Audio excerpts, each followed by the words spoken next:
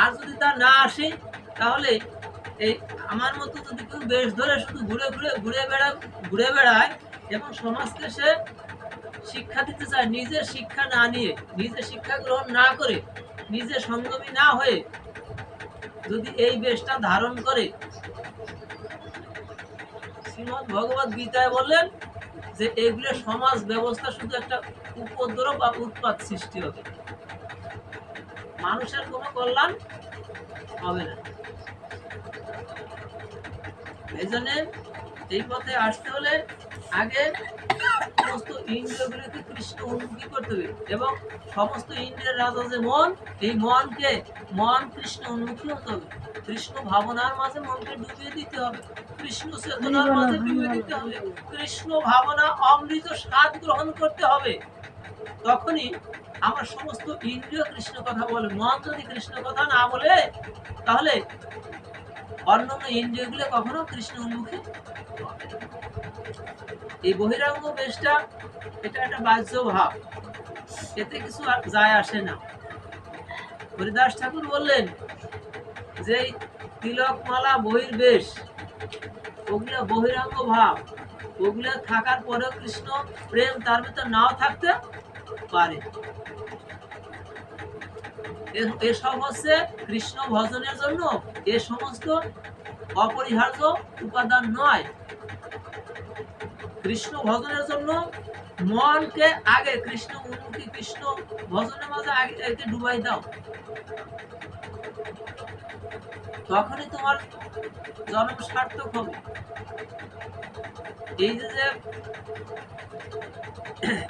কৃষ্ণ ভজনে, কৃষ্ণ নামের মাঝে যতক্ষণ পর্যন্ত ডুবে থাকে,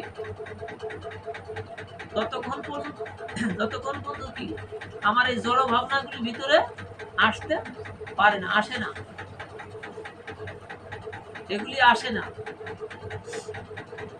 বললো যে আমরা এই জগৎ সংসারে এসছি, জগৎ সংসারে আসলাম, আমাদের এই সত্তাটা শুদ্ধ ছিল, এখন এই শুদ্ধ সত্তাটা এই সংসারের ভিতরে এসে আমার লোভ লালসায় পড়ে আমার এই সত্তাটা শুদ্ধ থাকলো না। তাই একে শুদ্ধ করতে হলে তোমাকে আগে আহারটা শুদ্ধি হতে হবে, আহার শুদ্ধি হতে হবে। আহার যতক্ষণ পর্যন্ত শুদ্ধি না হবে, ততক্ষণ পর্যন্ত তোমার স্মৃতি শুদ্ধ হবে না।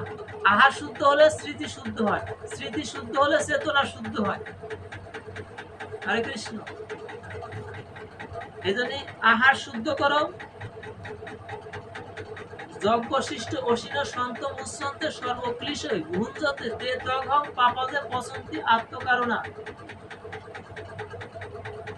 বলে তুমি যা কিছু আহার করো, যা কিছু সেবা করো, ভগবানকে নিবেদন করে তুমি সেটা গ্রহণ করো। ভগবান বললে জগৎ সংসারে যা কিছু আমি তো দিয়েছি তোমাকে, তোমার সেবার যত সামগ্রী সব আমি তোমাকে দিয়েছি, আমার দেওয়া বস্তু আমাকে দিয়ে তুমি সেবা করছো না, আমার সাথে চর্য বৃত্তি করতেছো, রাতে রাতে হরি বল। আমার দেওয়া বস্তু তুমি আমাকে নিবেদন করে নিত্য নিত্য তুমি প্রসাদ পাও, তাহলে কি হবে? তোমার ভিতরটা পরিষ্কার হয়ে যাবে। পূর্ব জন্মের যদি তোমার ভিতর কোনো কলুষ থাকে, কোনো কালিমা থাকে, কোনো পাপ থাকে, এটা অনায়াসে দূরীভূত হয়ে যাবে। একমাত্র ভগবানকে নিবেদন করার সঙ্গে সঙ্গে ওটা প্রসাদ হয়ে যায়।